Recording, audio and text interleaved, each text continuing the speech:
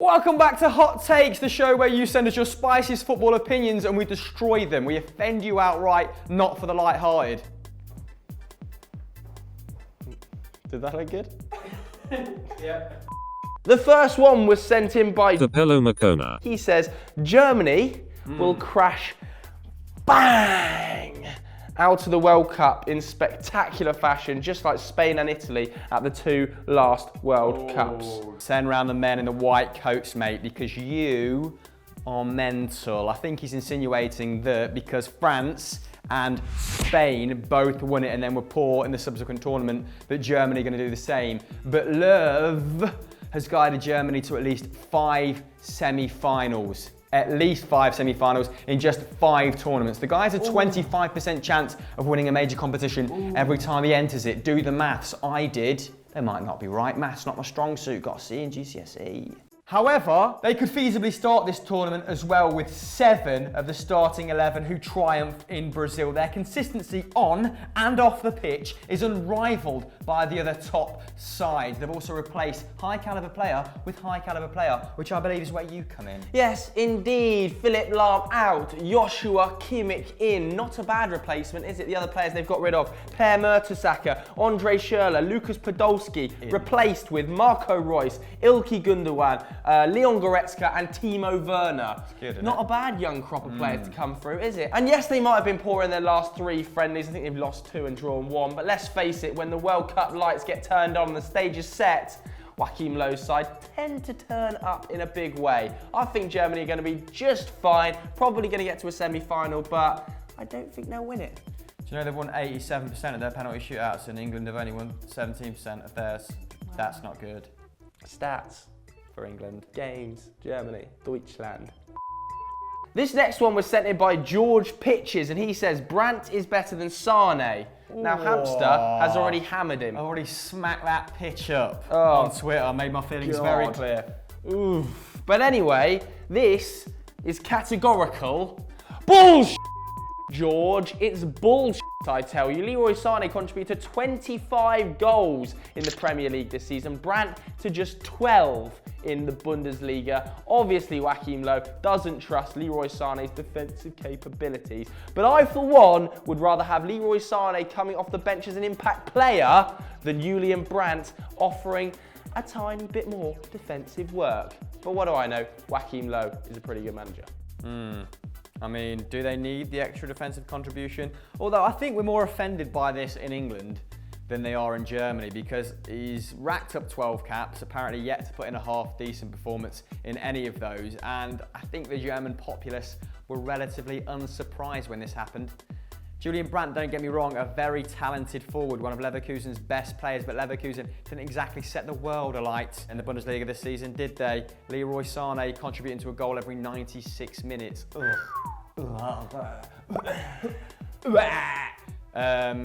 So yeah, I mean, is this team more than the sum of their parts?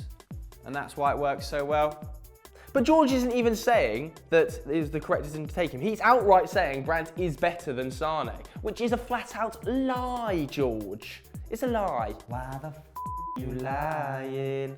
Why the hell you lying? He didn't know the rest of the words, did he? Next question is from Adam Stubbs, no relation to Alan Stubbs, who's just taken over at St Mirren.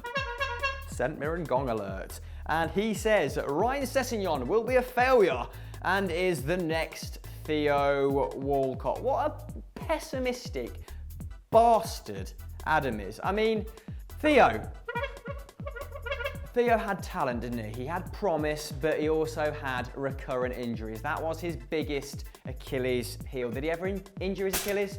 I'm not sure. What are you doing in the background? Sorry, being silly, Joseph.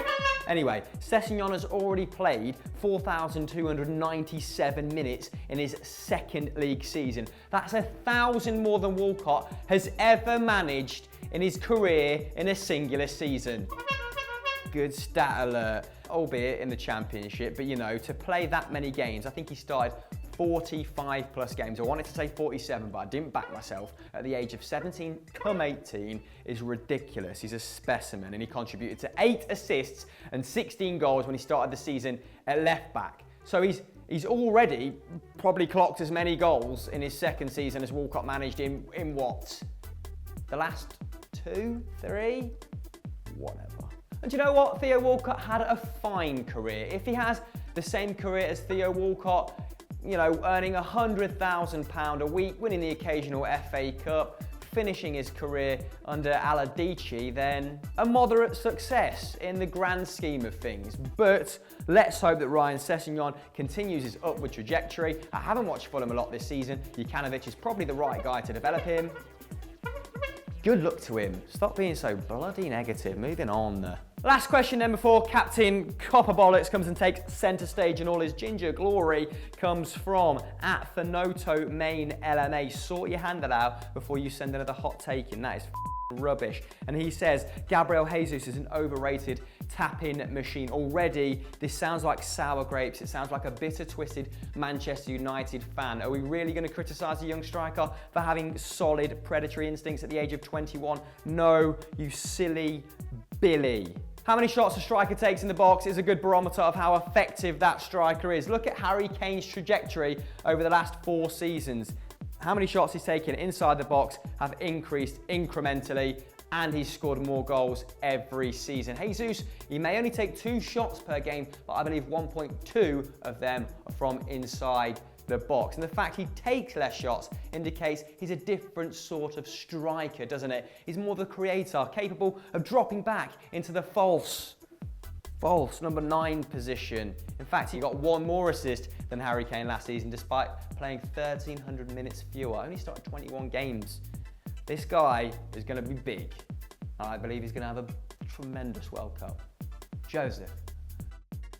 My one was sent in by Tony Smith, and he says Vardy should start ahead of Kane, especially against better opponents. I am not having any of this. Vardy is the perfect impact replacement striker off the bench. Harry Kane has been getting better and better and better. He scored 30 goals this season in the Premier League. Why would you take your number 1 superstar striker and put him on the bench? Harry Kane also much better in link-up play, much better at getting involved from deep, links up really well with Dele Alli, who is almost definitely going to start for England. So you're going to replace one of your key players, one of your key linchpins with the midfield for Jamie Vardy. I like Jamie Vardy. He plays really well and does step up in big games, but let's face it, he's not as good as Harry Kane, and Gareth Southgate knows that. For me, we've got to get as many Tottenham and Liverpool players in one team as physically possible.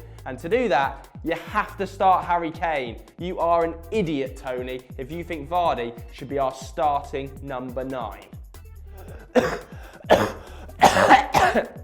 That was coming the whole time. The next one was sent in by Paul Lol @Paul2Cool. Too cool for school, Paul.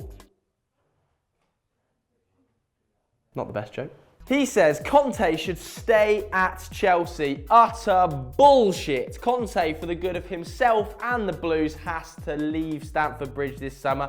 Roman Abramovich is probably also going to leave. The Russian just doesn't want to be anywhere near British shores at the moment, does he? After being rejected for that visa. He's heading back to the oil fields. He's going to go and pump some gas.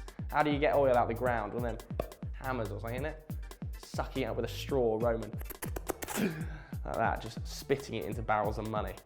But anyway, he's not coming back to England. If he does come back to England, he's almost definitely going to get a new manager through the door. Every 3 years, Chelsea require one, and it has been a successful formula for the club. They've consistently won trophies by sacking and replacing managers. And you have to say, if you found a winning formula, why change it? The squad has clearly gone stale under Antonio Conte, and there have been fallouts within the camp.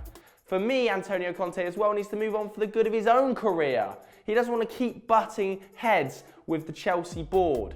Move on, go to Madrid, go to somewhere else, another high-end Italian team potentially. I don't know, there aren't many available, are there? AC Milan, rotting. Inter, rotting. Napoli, Carlo, Juve, Allegri. Not many places to go if you're Antonio Conte.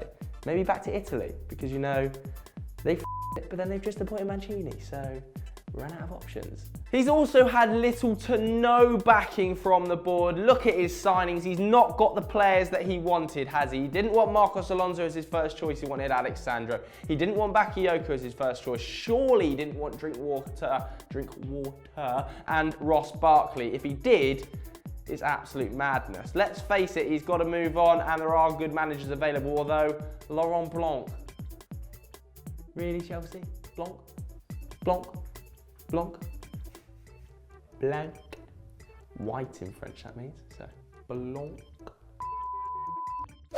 So that was Hot Takes for this week. We hope you enjoyed. As always, look out for the tweet. Get sent out around midweek if you want to partake next week. Joseph, what else is happening? This goes live on a Saturday. Yep. Which means you will be able to check out the You Know Nothing World Cup special quiz, which is also on Football Daily today. It's all of the Football Daily crew, except for this man because he was away, versus all of the Balls Up crew in a massive World Cup extravaganza. So go and check that out. Yeah, Star Wars Champions on EFT as well. Bye.